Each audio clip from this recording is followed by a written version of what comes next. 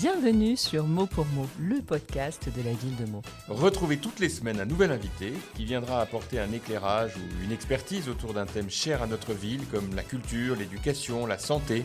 Je vous donne rendez-vous donc chaque semaine pour un nouvel épisode à retrouver sur toutes les plateformes de streaming et sur le site de la ville. En attendant, belle écoute.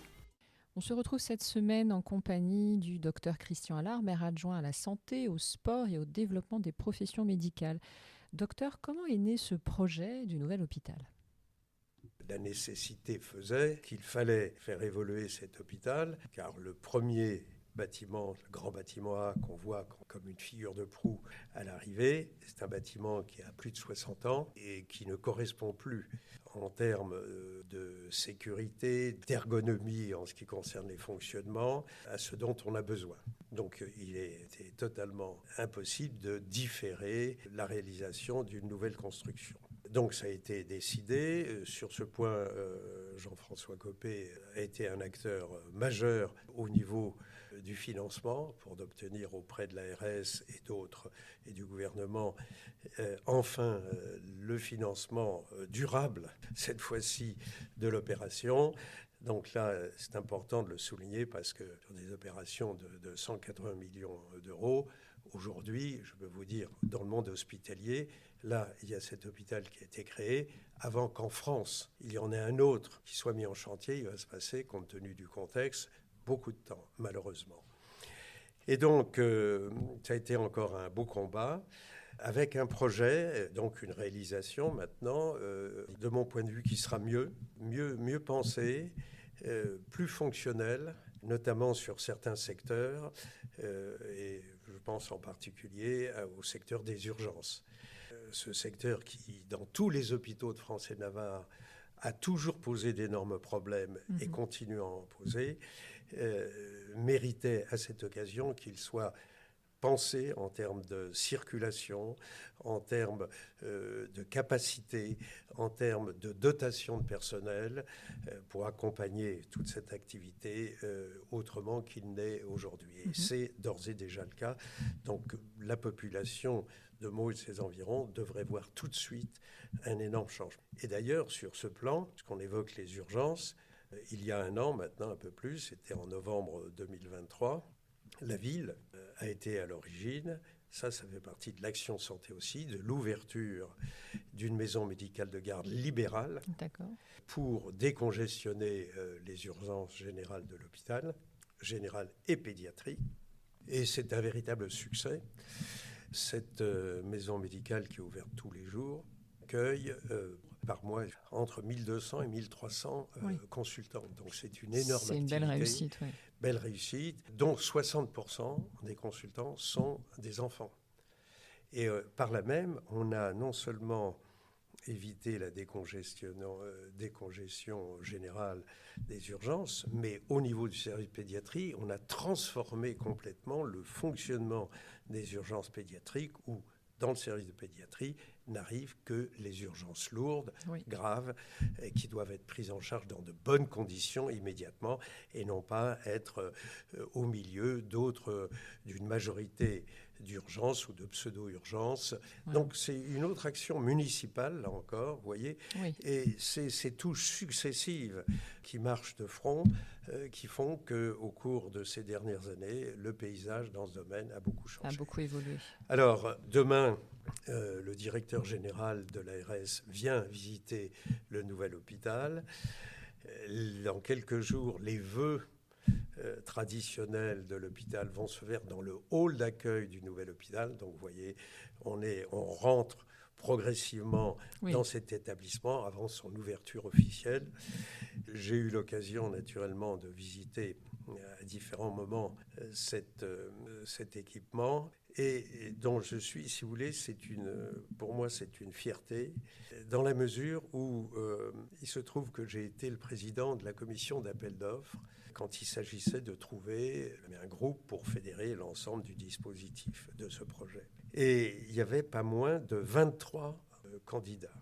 Donc vous voyez, ce qui est l'importance du projet justifiait toute cette participation. Bien sûr. Et donc ça a été compliqué, effectivement, de choisir. Mais le groupe qui a été choisi, à l'unanimité d'ailleurs, c'est toujours important de le signaler, c'est un groupe français, très, très beau groupe, qui a une grande expertise en matière de construction hospitalière et sanitaire d'une manière générale, publique comme privée.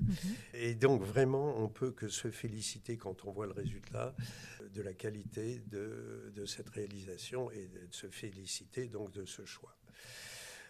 Il est beau.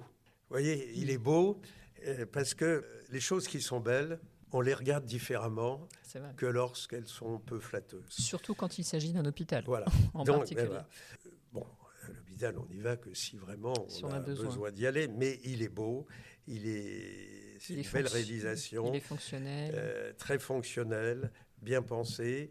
Et les secteurs de pointe que sont par exemple l'ambulatoire sont hypertrophiés concernant l'accueil, hypertrophiés donc la réception des patients, hypertrophiés le secteur soins, etc., de façon à ce que véritablement une des parties essentielles, pas exclusives, mais essentielles du fonctionnement aujourd'hui d'un centre hospitalier soit optimisée dans des locaux adaptés, ce qui n'était pas le cas jusqu'à ce jour, puisque la chirurgie ambulatoire en particulier, mais pas que la chirurgie, se sont créés dans des locaux préexistants, donc qui n'étaient pas prévus. Ils ont dû s'adapter. Voilà, s'adapter. Là, les choses ont été pensées différemment par rapport aux besoins fonctionnels de telle ou telle activité. Non, c'est magnifique. Le secteur opératoire est tout juste génial. Alors tout ça, ça a été un travail qui a été mené naturellement par le groupe que j'évoquais tout à l'heure, mais aussi par l'ensemble de la communauté médicale. Bien sûr. Et soignante. C'était une réflexion et là, collective. Ça, c'est très important que tout le monde participe à cette réflexion jusque dans le moindre détail. Oui. Alors, c'est une rupture aussi en acceptant, je pense aux médecins, surtout en acceptant la rupture par rapport, une certaine rupture par rapport à des habitudes. Par exemple, c'était un vrai sujet au départ. Ça l'est plus pratiquement, et puis après l'ouverture, ça ne le sera plus du tout. Les médecins, chaque médecin n'a plus maintenant, ou n'aura plus, son bureau à lui, tout seul. Ils seront plusieurs dans un même bureau. Donc l'open space, équipé comme tel. Moi, je ne suis pas choqué, je vous dis.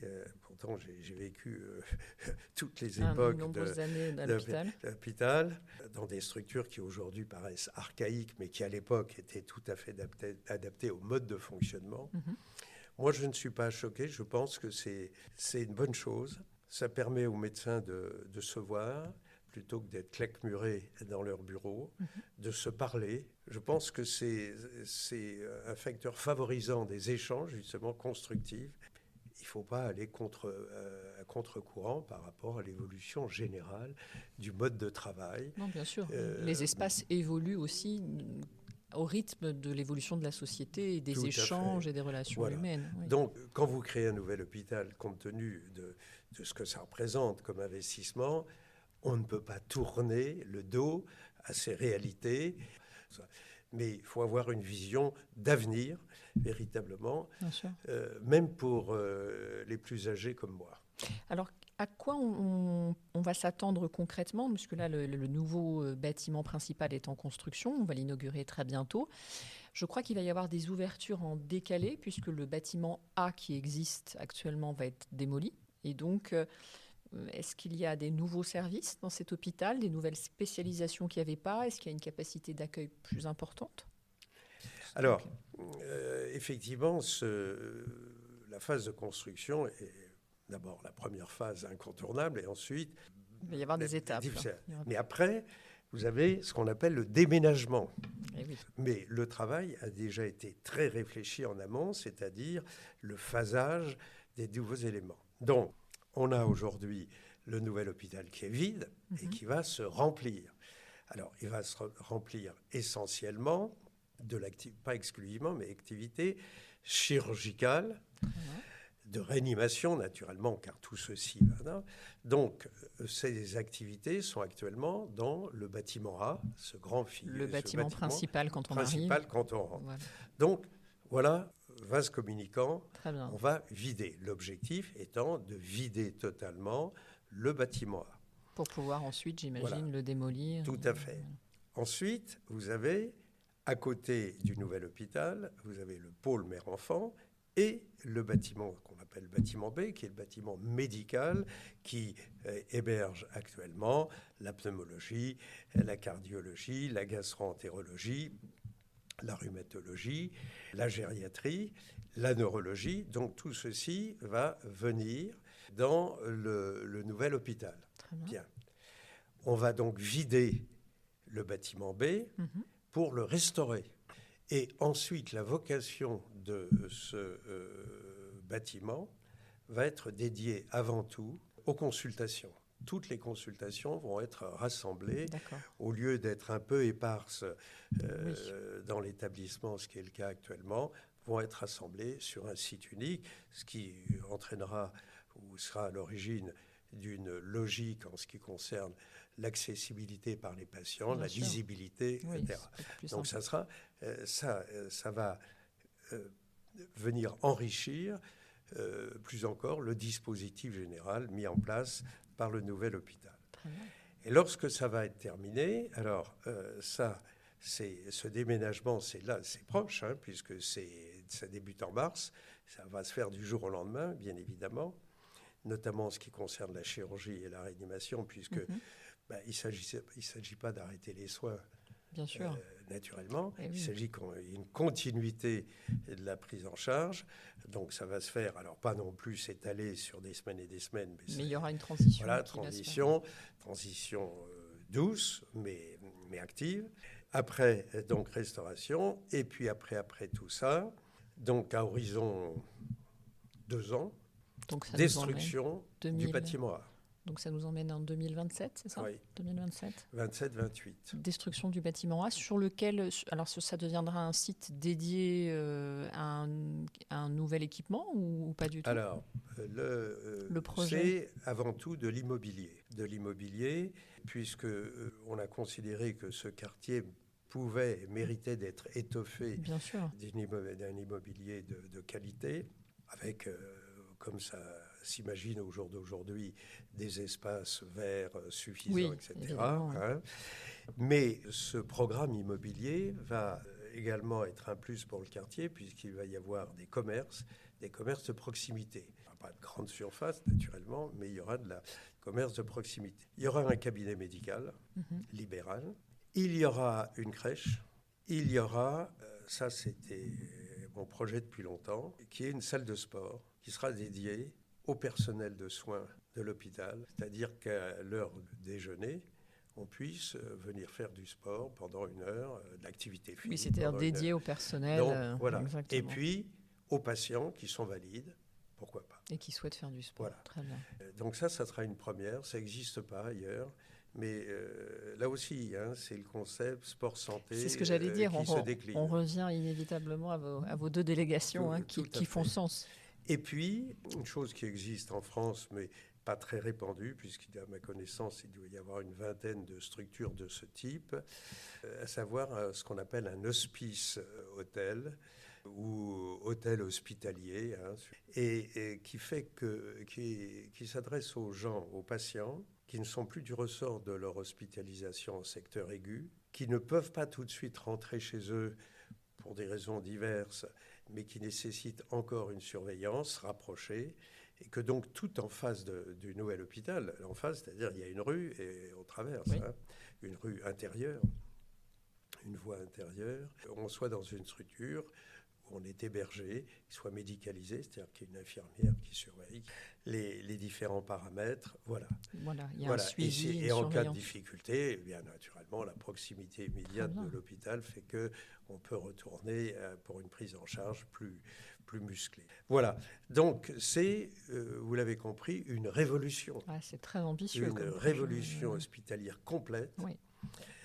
magnifique. J'espère que, je le dis sincèrement, j'espère que mes jeunes collègues apprécient d'ores et déjà, et plus encore lorsqu'ils auront pris leur marque à l'intérieur de cet établissement, apprécieront la chance qu'ils ont, j'insiste bien sur cet aspect, et l'appréciant qu'ils contribueront par leurs compétences, leur implication effectivement à ce que ce bel outil sanitaire soit digne de ce nom et de tous les espoirs qu'on met en lui, parce que n'oublions pas que le GEF, c'est la figure de proue tout l'Est francilien. Et en termes, ce qui est beaucoup moins connu, pour ne pas dire pas du tout, en dehors du milieu hospitalier, c'est hors CHU, en termes d'activités combinées dans les 3 établissements de soins aigus, c'est le plus grand hôpital de France, hors CHU. C'est pas mal. En termes d'activité. Donc c'est vraiment... c'est un vrai outil pour mots. Voilà l'histoire, une petite partie de l'histoire. Parlons de l'histoire récente de ces dernières années de l'hôpital de Meaux au sein de ce groupe hospitalier formidable. Je vous remercie beaucoup, docteur. Donc l'inauguration se fait au mois de mars, voilà. C'est ça. Et donc voilà, on espère que vous serez tous ravis de ce bel équipement qui effectivement va accueillir de nombreux malades et dans de très belles conditions, parce que j'ai vu les photos et c'est vrai que c'est très très beau. Voilà. Merci beaucoup. Merci de votre accueil. On se retrouve bientôt pour un nouvel épisode. À bientôt. Merci. Docteur.